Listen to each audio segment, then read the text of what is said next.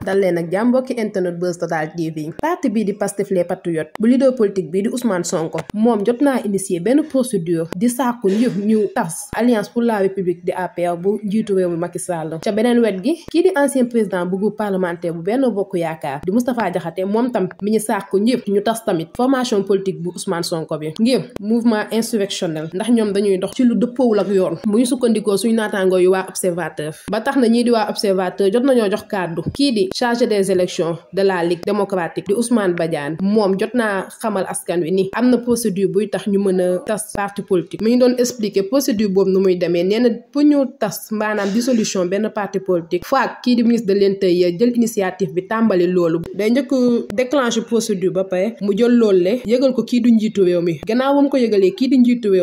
réew mi tam day bind benn décret wax ni tas na boobule parti politique waaye ku koy njëkk tàmbali jël initiative mooy di kii di ministre de l'intérieur mooy njëkk jël initiative boobu yëgal ko njiitu réew mi bu ñu sukkandikoo ba tey ci ay kàddu Ousmane Badiane waaye tamit mi ngi yëgal ni tam parti politique boobu ñuy tas ñii di waa parti bi bu ñu xasee ba tas seen parti mën nañoo def recours maanaam defaat beneen appel ngir ñu wax lu tax ñu tas seen parti bi ak tamit ñu mën taxawaalaat seen parti loolu yëpp mën naa ne parti bii di Pastef les patriotes te marche pacifique bu ñu doon amal bi jot nañ cee am ndam am marche bu am succès militant Pastef ak responsable bi jot nañoo feesal capitale du rail bi def marche pacifique bi si jàmm ak salaam ba am nañ ci lu kawe seen yoot bu ñu sukkandikoo suñu naataangoo yu waa Sénégal te médiation bu ñu doon def ci diggante Ukraine ak Russie ñu ànd ceeg njiitu réewu Afrique yi ñoom dëggal nañ seen bopp seen éloquence ak seen leadership africain waaye tamit ci niveau mondial kii du njiitu réewu Sénégal di Macky Sall ku def yooyu le remarque moo di kii di président bu Union pour une nouvelle république kii di Mamadou Lamine Massaly nee na ci wàllum plan interne bu association de terroristes doublée de salafistes et de pyromanes maanaam nee na ñu jógoon fii nii di bëgg a yàq déewum Sénégal ak déewu kii di njiitu réew bu Sénégal nekkoon di fi def ay manifestation ba ñu bëggoon dëkkal Sénégal fi mu dëkkul loolu yëpp jot naa échoué